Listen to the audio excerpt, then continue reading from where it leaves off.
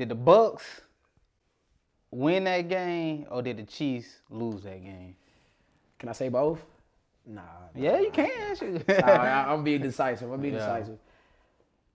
The Bucks won the game. The Bucks won the game, in my honest opinion. I mean, yeah, the Chiefs didn't do themselves no favors by having them bonehead ass penalties, and it's crazy because when you playing against Tom Brady and Patrick Mahomes, as much as they are different, they are that much alike in the context of you can't make mistakes. And I say that really more so for Brady than Mahomes. Like, you can't make mistakes against Tom Brady. He's the most winningest quarterback in NFL history. The man knows how to win football games. He don't need help beating you. Sure don't. Shit, I mean, and if you want to go out there and beat yourselves by having senseless holding calls and personal foul penalties and offside penalties, and when you're not playing mental football, I mean, that Tom Brady is mental football personified. And quarterbacks, I want you to look at that game and I want you to understand what the hell happened. And it is so crazy because, like, when you see a weakness on the field, you obliterate it. You beat that weakness down into an oblivion. Tom Brady knew in his head, he was like, shit, if I ain't got shit going on this passing game, we could throw it at these corners, and it's going to be one or two things. It's going to be a catch or it's going to be a penalty. You can't lose. Nah. You can't lose at all. So, and then the defense of the Bucks, man, Jesus Christ. Ooh, they a problem. Well, they were getting after his ass. They are a problem. And the Chiefs didn't have their two right tackles. I mean, they two tackles. I got that, understood that. You still got to try to make something happen. Like, this is the biggest stage in football. Yeah. Everybody's watching. Hell, people don't even know football watching the Super Bowl. Yeah. So it's like... I mean, people been out with COVID all year, so it's like you can't even really... Injuries, it's next man up in the NFL, bro. Like, the last one, their last tackle went down in the very last game. The last game they just played. Yeah. At the end of the game, of all places. It's just, it was their time. Yeah. It was their time. I mean, I give it to you, man. You've been saying it all year, goddamn. Mm-hmm. They ain't look like themselves. They've been playing for behind. They've been slow. And now they done got smacked right in the goddamn face. Now, caught up with them. What people gotta relax on, like, now, to say Mahomes the greatest of all time, I wasn't saying that. Now, the greatest right now, maybe so, but not as long as Brady's playing football. Nah, I don't think anybody was arguing he was the greatest of all time. I think some people just want to label him that early on just because, you know, that might be his favorite, they favorite player, not necessarily they being unbiased about the situation and seeing the whole thing from a full perspective. But the thing is, though, man, Tom Brady's had time to play out a career. Patrick Mahomes not. So it's really apples to oranges, bro. You can't really compare someone who haven't even had time to even be great to someone that is great. Now, I know they make a lot of arguments about LeBron versus MJ, but at this point, LeBron been in the league for 16, 17 years. You can make that comparison now. You know what I'm saying? Matter of fact, he been in the league longer than MJ was in the league, so you can make that comparison. Right now, with Patrick Mahomes and Tom Brady, not so much, you know. I know this is a rhetorical question, but I'm going to ask for the audience anyway. What do you value more in football? Do you value the physicals or the mental? The mental. Right.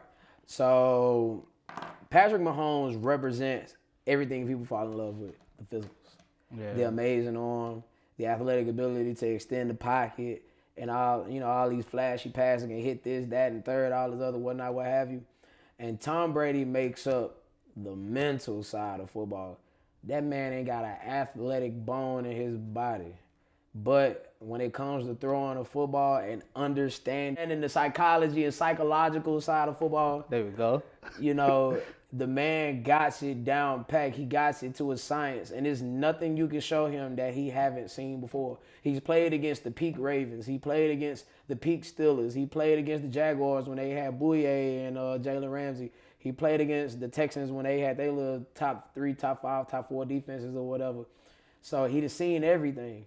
And Lord knows the Chiefs defense is just not that high. I remember last episode we was looking up to see, like, damn, they actually ranked 11th in the run. And we was like, damn, on camera, it looks so much worse. Yeah. And it does. Yeah. So, Tom Brady, right now, look here, goddammit. I don't give a damn who you talking about. I don't care if you talking about Peyton Manning, Eli Manning, Joe Montana, Jerry Rice, fucking Lawrence Taylor, Michael Strahan, whoever. Thomas Brady is the greatest quarterback of all time, bro. Yeah. He's the greatest football player of all time. Well, straight out. My take on it is more the Bucs beat the Chiefs than the Chiefs beat themselves. Because you can say the penalties, but the Chris Jones penalty happened in the first quarter. And then the penalty that brought back the interception by Tyrann Mathieu happened relatively early in the second quarter. I know, and it, like you said, bro, it happened during a time where they were still relatively close in the game. 7-3, I believe. So, you know, you can't say, well, like, dang, they just went on the onslaught just because, you know, of these penalties. No, not really. It was still pretty close. You know, I mean, the Bucs ain't do nothing real flashy. They was running the ball. They was dumping it off. Wasn't really throwing down deep. And they did another smart thing that probably flew on the radar a little bit. Bro, they didn't play Gronk. Not at all, really, during the whole playoff run. And then he get like 2 touchdown catches in the Super Bowl. Could have been 3 if Juan Thornhill don't make that shoestring tackle. They kept him fresh for the most important game of the season. Cause you know Gronk ain't himself anymore. He can't go play after play after play, down after down, game after game for a 16-game season. Yeah, he's a situational tight end. And then go, yeah, for real. And then a hell of a situational tight end. One of the best. Shit, but you know they sat him down. Game, and I'm like, man, where's Gronk at? Cause Cameron Brake going, Then on below Super Bowl. Here we go. Here we go. We got I think they did like a screen pass to him. You know, they did. Brady him on the back of the end zone on that dart. That dart, and then there was another one. No, that was just his own 2, right? Yeah, cause Leonard Fournette ran one in. But that was another thing too. And for Dave, if you're watching, God dang, I said, let them boys come out, jump on them boys. The way I saw the Bucs winning that game is, like you said, they had to have a game like they did against the Packers where they just come out jumping on them. You know what I'm saying? And by the time the end of the first half, they got to be up a couple touchdowns. And I said that. You know what I'm saying? I might play the replay on you, boy. And one of the key to the games, too, was I like, man, they're going to have to show up with the run game. They're going to have to run the game, run the ball, slow the game down. You know what I'm saying? Because when you run the ball, the game's getting shorter. And then eliminate potential of scoring more points. You know what I'm saying? Because if the game goes longer, who knows? They can just score. They scored 3 touchdowns in like the last 5 minutes of last year's Super Bowl. So you still can't really count them out until the exact end. So they had a good game plan coming in, bro. You run the ball, you dump it off here and there. You got a couple plays up your sleeve, pull them out at the right times, and just work it like that, man. So, you know, that to me probably was Leonard Fournette's best game as a professional.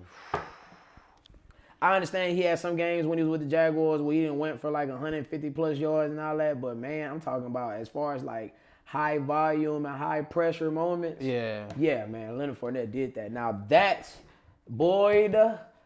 the Leonard Fournette that I want to see. You called about it too, boy. That's the Leonard Fournette I want to see, guys. Hey, this the big times, boy. You got to show up. That's LSU Leonard Fournette. We needed him to show up, and he showed up, bro. He ran one in. He was catching all those passes, breaking tackles.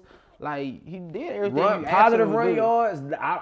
He probably only had 1 or 2 maybe runs for losses or whatever. Man, that's the reason why right there you brought him in, you know, to the team, bro, to help out. The same way with Antonio Brown. Mm-hmm. You know what I'm saying? He might not make the biggest impact, back in the day, he got you a touchdown in the Super Bowl. Sure. So, like, every little piece here and there.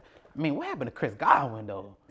Man, he got saved. He got saved, but now on some real shit, like I know I had some money on the line with my boy Walt, and I'm gonna tell y'all the dirtiest shit ever. The dirtiest shit ever is when Brady talking his shit. When Brady talking his shit, it's over. Boy, I ain't seen him like that before. Boy, look, hey, Brady talking that shit. He riled up. Hey, whenever he was talking coming that shit out with Tyrann T-Mobile Mathieu, commercials and shit. God damn. man, when he was talking that shit to Tyrann Mathieu, I immediately sent that money to Walt quick. Like, yeah, that money gone. It's over with. Then it was one play. I don't know if the Chiefs. I don't know if it was when the Chiefs called timeout, but I know the game with a commercial break for some reason. And then when you come back on camera, it looked like Brady was arguing with somebody, but he was like, "No, give me the same personnel I just had on the field." Yeah. And it's crazy because that same drive, like a couple plays earlier, he was talking shit to Tyrann Mathieu. That's when they was doing their little verbiage back and forth. Man, he told Antonio Brown to run that reverse pivot and sit that bitch down. He threw it right at Tyrann Mathieu. And it's so crazy because Brady didn't celebrate with his team. He didn't look at his wife. He didn't look for his kids. He didn't look for AB. He went straight to Tyrann Mathieu and started talking that shit. I was like, oh, wait. Boy, get everybody ass, boy. Yes, sir. But that boy, Bashard Breeland, boy, got his ass torched, bro. Like you were saying, bro, if you find a matchup that works, keep going after it. Keep going to that shit. And they kept going after it, bro. P.I. here, giving up a big catch to Mike Evans here. Boy, Mike Evans get that boy hell all game long, from bro. Galveston, Texas.